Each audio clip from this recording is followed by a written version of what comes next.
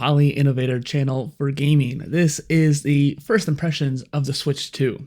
Now, ironically, I didn't buy it. My roommate did. However, I've actually got a chance to experience a lot of it already, and I wanted to just give you some first thoughts, impressions, and overall just what I think is good and bad about it. First and foremost, let's get this out of the way. The price is not worth it. Just not. I didn't have to pay for it, so I'm lucky in that case. And if you are a gaming creator and you're going to make money off of the content you create from it, then presumably it'd be worth it. But as it stands, there's not enough games right now to make it worth the cost of how much it takes in order to buy a Switch 2, let alone the games. That's something we'll also get to in a little bit.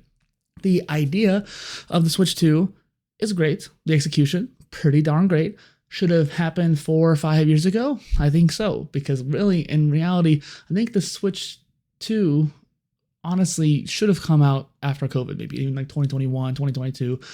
That's where it should have happened. And especially that goes for Mario Kart World. That could have happened on the Switch 1, would have been underpowered, would have not been as great as it is now. But that game should have come out 4 or 5 years ago. That's what we expected timeline-wise. Technically, Mario Kart 8 came back out in like 2013. It's way overdue for a new game. Now, they did give out all the DLC and all the characters and all that stuff, and that's great, and I'm glad they did that. They should do that.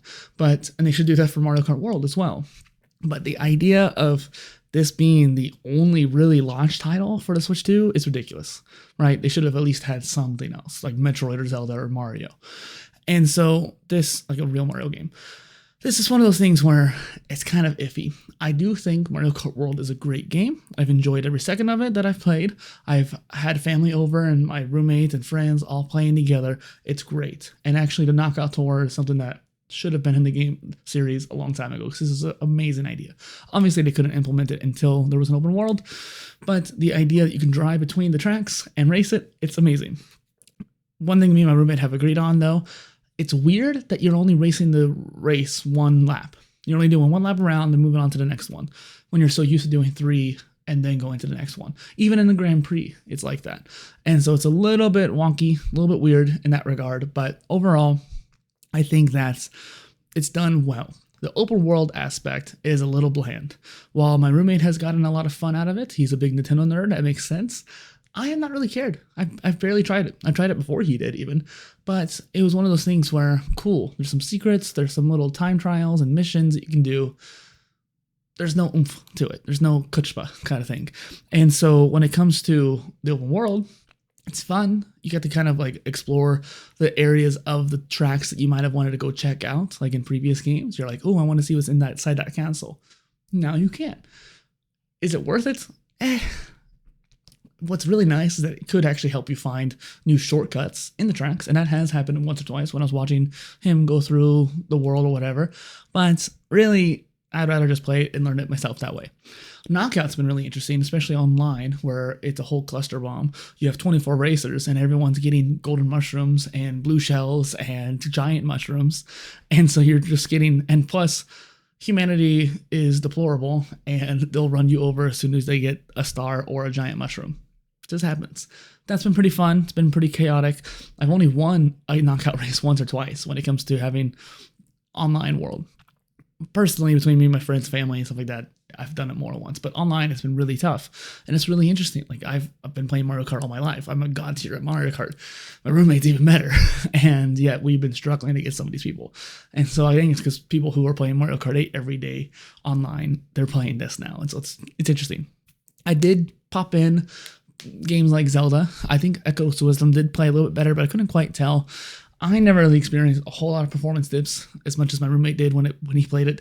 Not sure what the difference was there. When it came to like Breath of the Wild, we definitely experienced performance dips. And one thing I need to try actually is Hyrule Warriors, since that game had such bad optimization and the Switch was just completely underpowered for it. We experienced dips almost every battle. And so I'm very curious to see how that performs. I need to get into that. This Breath of the Wild and Tears of the Kingdom, though, doing pretty dang well. And while I would rather just emulate it and have it that way, I don't really have the capacity to do that. And I don't want to get in trouble with Nintendo anyways. So I'd rather just if I'm going to stream Breath of the Wild, I'll probably want to do it from the Switch 2. I've been wanting to replay Breath of the Wild. Actually, I was going to maybe even stream it before streaming the Pokemon stuff on this channel because I've been wanting to play it so bad. And now that we have the Switch 2, I think that would be a great way to show improved graphics and overall grow the channel, because people are going to be like, how does it run on Switch 2? And so this is a good time if I could just jump into it. Overall, I think that the console is really interesting. Just hardware-wise, the screen is amazing, being able to look at all the different colors.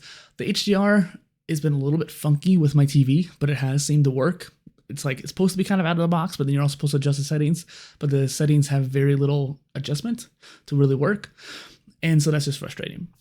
Other than that, though, it looks cool. Having the 4K, having the higher FPS gameplay, it's been really amazing. Playing Mario Kart in 4K is just, it's jaw-dropping. And it's not even like that great of textures or anything like that. And even Breath of the Wild and Tears of the Kingdom, they look really great too. I wish there was a little bit more options to mess with the graphics, maybe make it a little bit more contrasty or something like that, but we're not on a computer, so what can you do? Thank you, and if you have any comments, let me know down below.